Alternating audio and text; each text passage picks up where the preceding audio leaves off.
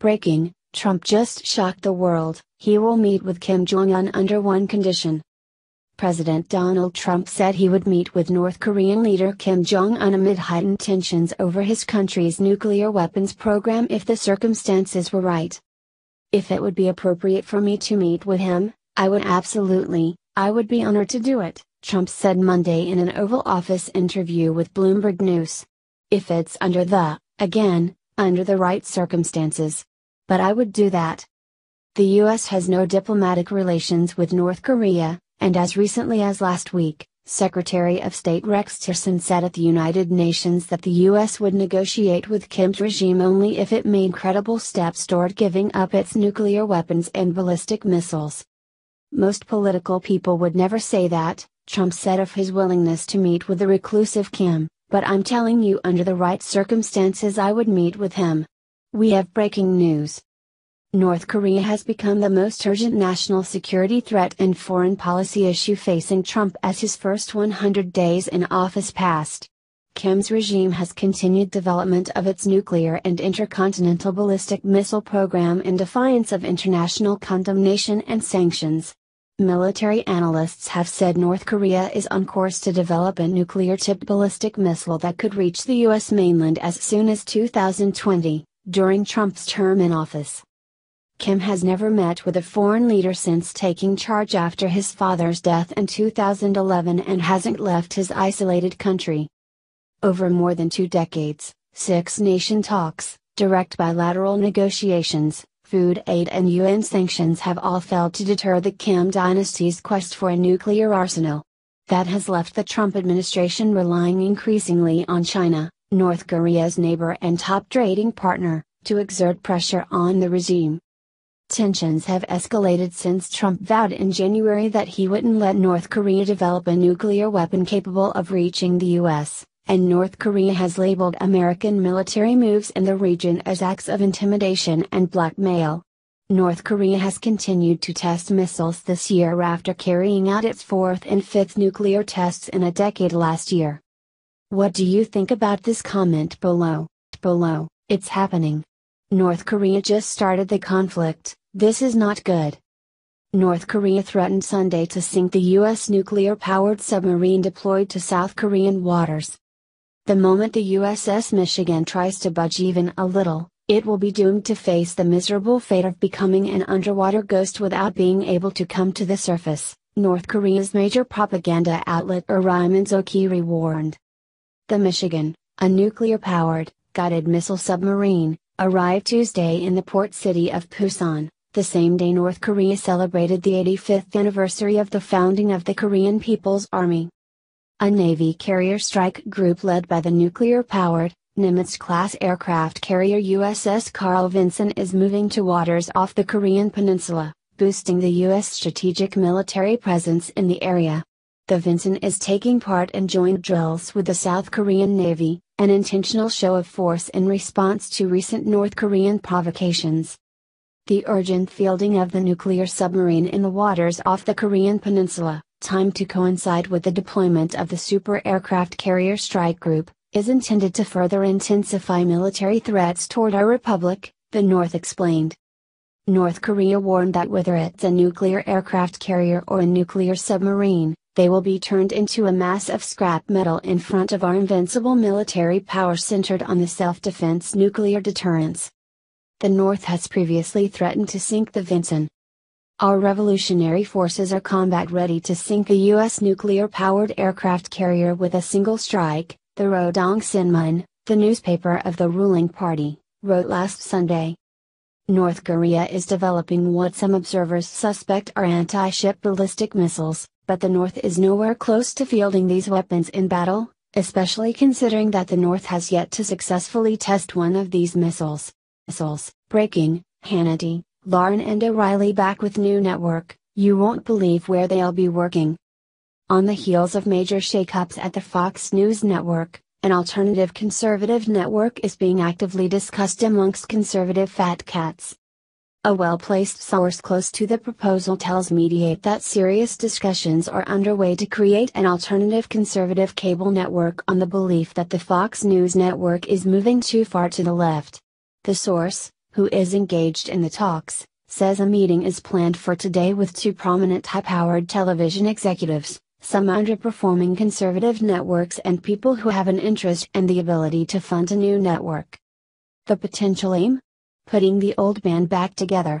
There are certainly plenty of, out-of-work, conservative powerhouses to pick from that could star on a new network, and perhaps even some executives from within Fox News who might be lured by the new opportunity. Could the new channel include stars like the ousted Bill O'Reilly, who didn't waste much time hitting the podcast waves after he was fired amid a sexual harassment scandal? Could Tomi Lahren, the conservative megastar, who was recently sidelined at the Blaze, also take on a prominent role? The exact who won't be clear until the deal is more defined, but the source says the pitch is that the network could immediately reach at least 85 million homes. This news comes on the heels of a long profile in last weekend's New York Times, which paints a picture of a changing Fox News network with Murdoch's sons, James and Lachlan, CEO and co-chairman of parent company 21st Century Fox, at the helm. The piece struck fear into the minds of some Fox News hardcore conservatives, with talk of the sons wanting to rid the company of the old guard culture on which their father built his empire and bringing a warmer and fuzzier workplace that would move away from an anti-politically correct environment. On Thursday, New York Magazine's Gabe Sherman, a constant thorn in the side of Fox News, reported that sweeping management changes may be coming to the network as well. Sherman's report cited three anonymous sources that contend that the network's co-president Bill Shine recently asked the Murdoch sons to release a statement in support of him amid the roiling lawsuits and scandals. Both Fox News and 21st Century Fox have vigorously denied that Shine made such a request, but the report by Sherman prompted a rather mysterious tweet about the total end of the FNC as we know it by the network's biggest remaining star, Sean Hannity. "I just don't see Fox News and Sean having a long relationship. If Sean becomes available, you have 100% turnover in primetime and a huge opportunity," a television executive, who didn't want to be identified, but is involved in some of the talks, told Mediaite. "I'm working on it, the new conservative channel, hot and heavy," the source said. "It's live, it's real. The new channel could come to fruition within the next 10 to 12 months. The executive said. It is no surprise that a savvy investor would see the turmoil within Fox News as a major opportunity. As the Times piece noted, analysts estimate that Fox News produced 25% of 21st Century Fox's operating income last year, or a whopping $6.6 billion. Conservative news remains a cash cow for investors, but the media landscape is quickly changing, with younger viewers cutting the cord and turning to alternative over-the-top live streaming platforms like Hulu, Amazon, Roku and YouTube TV. Could a conservative alternative channel with some big names have an edge on the 20-year-old conservative network? Stay tuned. Our source is convinced it can happen. Breaking, new conservative news network forming, look which reporters they are reportedly seeking out. It's finally happening. After 4 long years of slowly watching the Fox News network turn more and more to the left, conservatives can finally rejoice and take solace in the fact that the Roger Ailes and crew from the old and great Fox News network we have all looked to for fair and balanced news finally have awoken and are in negotiations to form their own conservative news outlet. One without the influence of founder and current owner pro-Hillary Roger Murdoch, his liberal sons, nor their feminist wives. If you can all recall, right after the 2012 election within Republican presidential candidate Mitt Romney, along with the help of Democrat Party paid media hacks like the morbidly obese CNN correspondent Candy Crawley, choked his way to a stunning defeat even though President Obama was largely unpopular.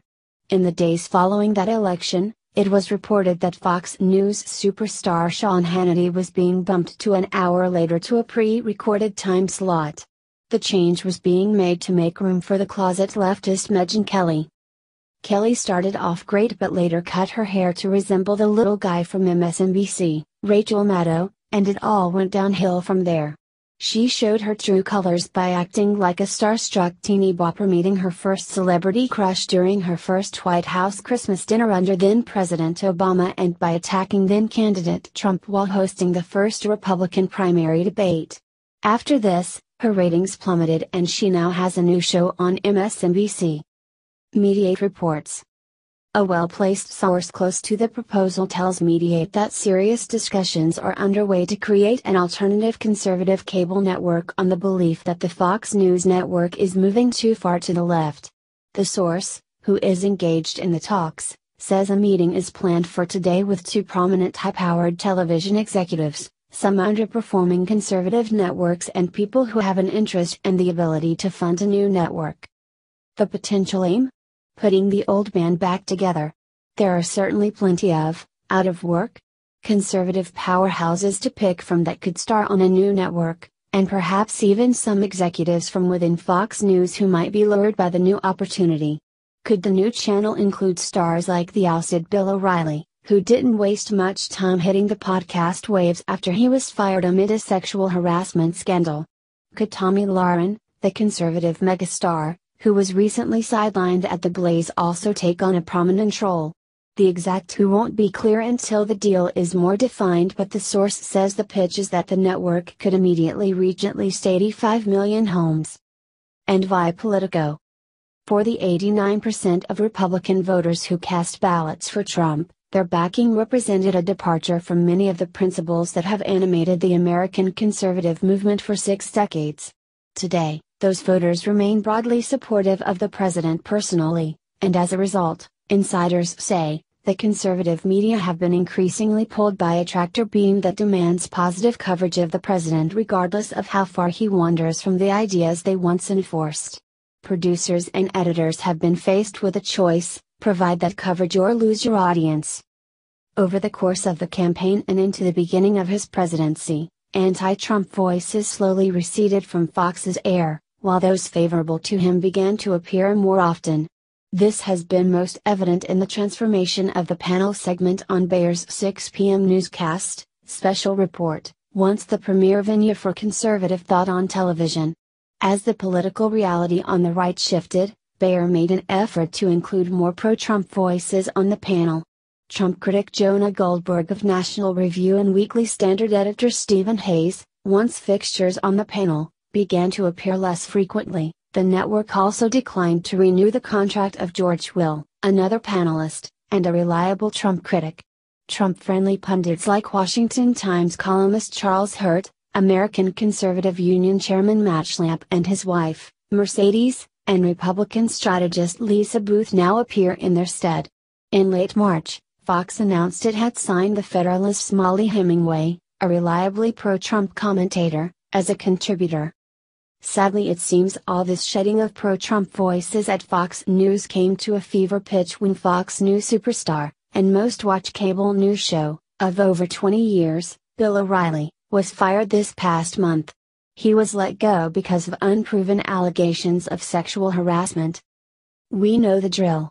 When a Democrat is accused, he is innocent until proven guilty, but for conservatives, it's guilty until proven innocent, but that the doubt will still linger for life. We know. Whatever happens, one thing's for sure: next book Bill O'Reilly writes will be called Killing Fox News.